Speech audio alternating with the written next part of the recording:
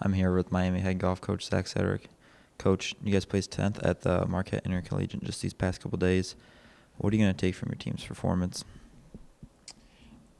We definitely got off to a better start on Sunday, excuse me. Conditions got very, very difficult at one point. Winds were gusting over 20 miles an hour. I thought our guys hung in there really well.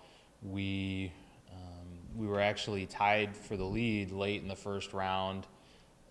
We finished on kind of a tough stretch of holes.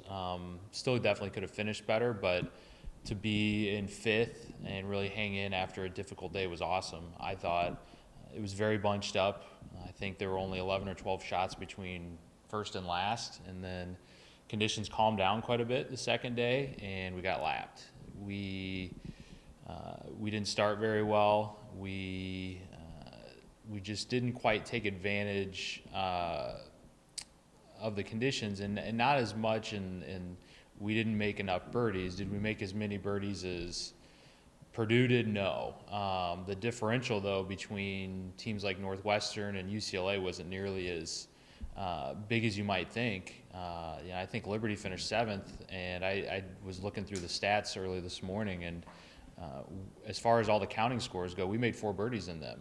They beat us by 5 shots. So when we didn't get off to a great start, and then we got a little desperate. And when we got into some situations where you could have a big score, but if you manage things, you could play, you could keep a 3-hole stretch to 1 over. Instead, we play it 2 or 3 over individually, and you just can't do that.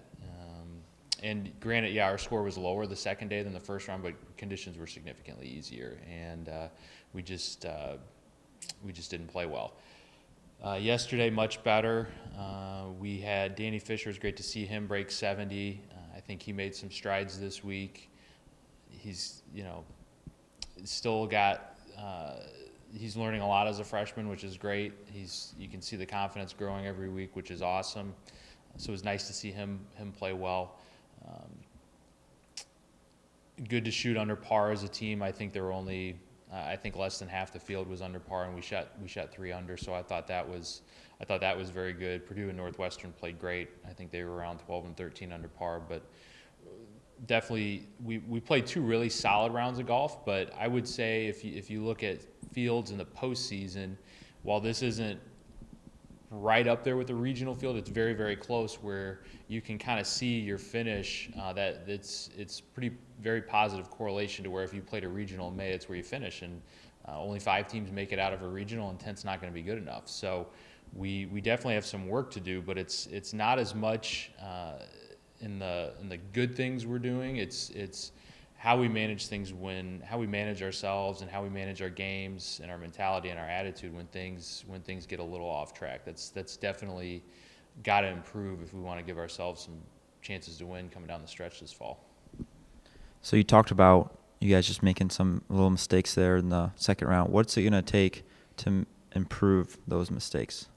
It was interesting. We had Jack Ebner travel with us, even though he didn't play, and I asked him about what he had learned, and it was something he talked about with the team, is he has a different and higher appreciation for hitting the ball 15 to 20 feet from the hole.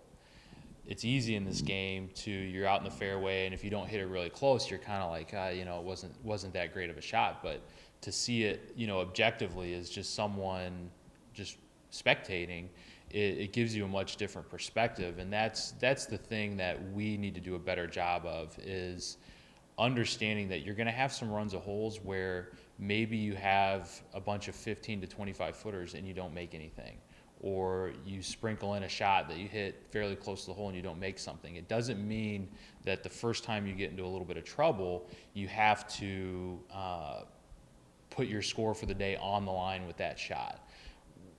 We're, as far as skill goes within that field, we're right there with everyone. So the differentiator is really how you handle those moments where what do I need to do to save as many shots as I can in this moment. We have situations where guys just try and take on way too much. At the end of the day, if everyone shoots if two guys shoot 2 under and two guys shoot 1 under, that means we shoot 6 under on Monday, and we might move up a spot. And if I go to everyone individually, like, hey, what if you shoot 1 under today? And it'd be like, well, that would have just been an okay score. Well, when you multiply playing okay golf by 4 guys, it's actually pretty good golf. We just have moments where everyone feels like they've got to shoulder the whole load, and we don't need that. So you guys have a week and a half stretch here before your next tournament. What's your focus going to be on? We do need to continue to work on our par 5 scoring, seeing some improvements, but not where it needs to be. There was 18, especially yesterday, is a very, very, very difficult par 5, but we did have, there's definitely one hole where we needed to make sure we went 3 for 5 every day. We didn't quite do that.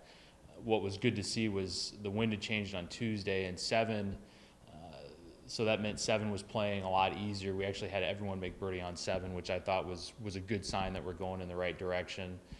I think we're in a little better position with where we're at after 2 shots. I think we got to continue to dial in our proximities with our wedges, the scoring clubs inside 150 yards, and